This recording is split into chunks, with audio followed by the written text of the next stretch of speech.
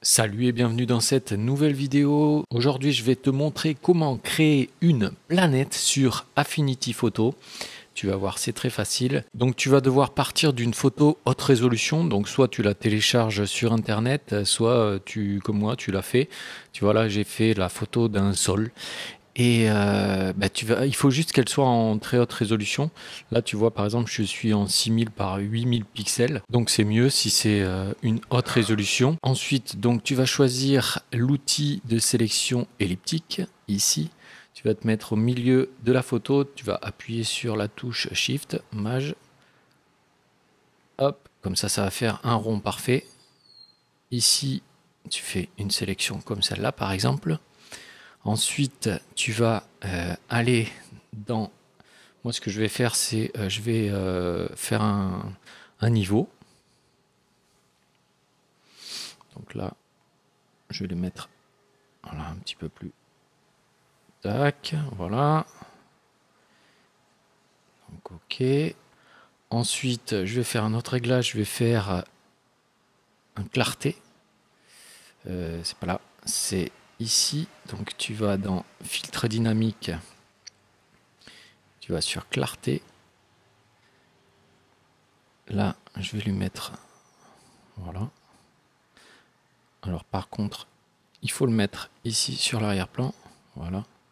Donc là, tu vois la clarté qui est ici. Voilà.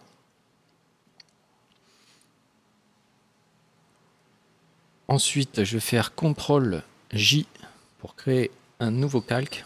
Ah, pardon. Il faut se mettre sur la calque d'arrière-plan. CTRL J pour créer un nouveau calque. D'ailleurs, je vais enlever le calque de clarté qui vient de se créer. Hop. Voilà. Donc là, j'ai le nouveau calque qui est ici. Alors attends, je ne l'ai pas enlevé. Hop, voilà.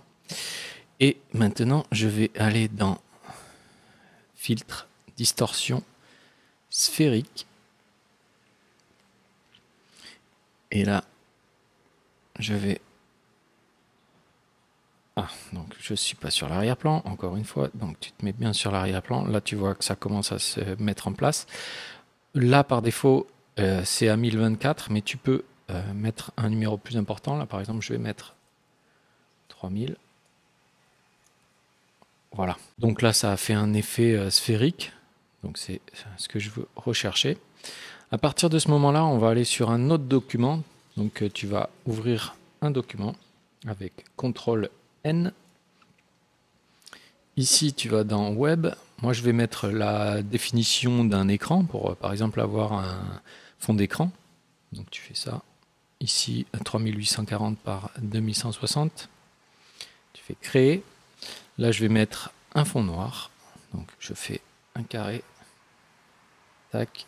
Et je vais le remplir en noir, comme ça.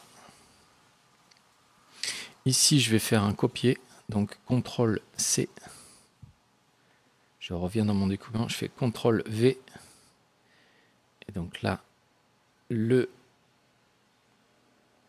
la sphère, c'est copié. Donc là, je vais sur l'outil ici déplacement. Voilà. Je zoome pour bien mettre la future planète comme je veux. Donc là, tu peux la tourner aussi si tu veux. Regarde, tu vois par exemple, là, ici, il y a une zone de lumière. Donc je vais dire que le soleil, enfin la lumière vient de là. Donc je vais la mettre comme ça par exemple. Voilà. Donc comme tu le vois là, elle a gardé le calque de clarté. Si tu veux le retoucher, si tu penses qu'il y en a trop, tu peux toujours le descendre. Ça, on pourra le changer derrière. Hein. Ensuite, on va créer l'atmosphère de la planète. Donc il va falloir dupliquer le calque d'arrière-plan. Ici, tu vois, je vais faire CTRL et je clique dessus. Je fais dupliquer. Boum. Voilà.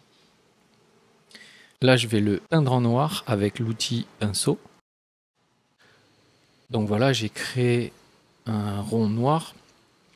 Là, je peux désélectionner en faisant CTRL D et je vais choisir le mode d'opacité en lumière tamisée. Voilà. Et à partir de ce moment-là, on va commencer à créer l'atmosphère. Donc d'ailleurs, je vais le renommer. Ici, on va devoir aller dans les effets. Tu vas mettre une ombre interne. Donc, hop.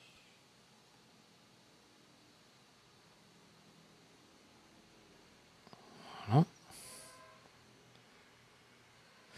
Ensuite, on va mettre une lueur externe. Ça va être l'atmosphère donc. Alors moi j'aime bien le mettre de couleur bleue plutôt. Donc, hop là. Donc là tu vas dans la roue, tu changes à bleu. Bon, un bleu assez clair comme celui-là par exemple, c'est pas mal. Voilà. Donc là tu mets la taille de l'atmosphère que tu veux. Et ensuite, on va mettre lueur interne. Et là, donc, on va créer l'atmosphère à l'intérieur. Pareil, on va changer la couleur.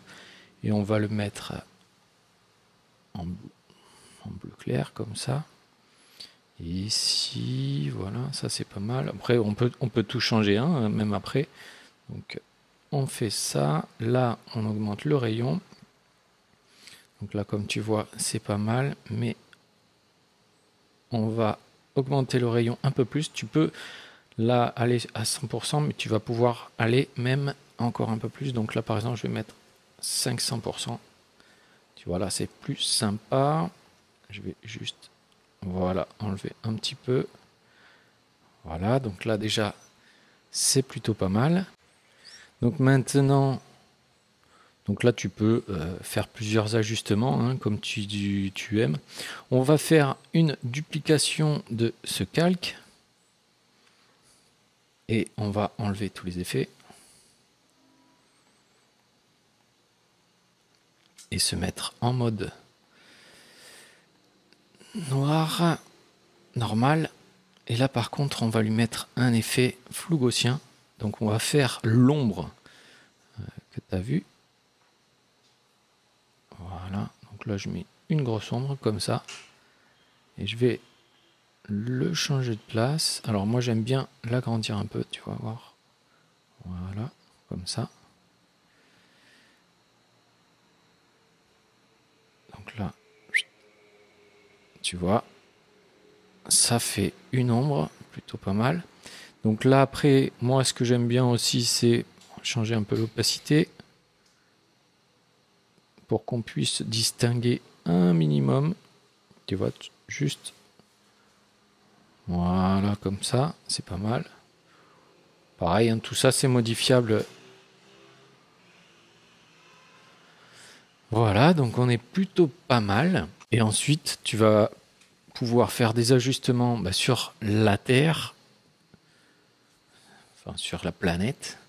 Donc là, tu peux changer la teinte si tu veux. Moi, je vais rester sur celle qui est comme ça de base, c'est pas mal. Tu peux changer la saturation si tu veux. Tu vois, ça peut donner des effets sympas.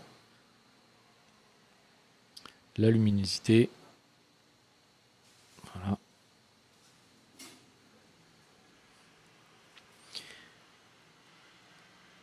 Voilà, comme tu vois, c'est déjà plutôt pas mal. Ensuite, tu vas faire un groupe. Donc en faisant CTRL G. Donc là, tu as la planète et tu vas pouvoir, donc on va renommer. Voilà. Et là, tu vas pouvoir la redimensionner, la mettre où tu veux dans ta composition. Et ta planète est faite. Voilà, j'espère que cette petite vidéo t'a plu. Si c'est le cas, n'hésite pas à mettre un petit pouce en l'air et à t'abonner. Salut et à la prochaine.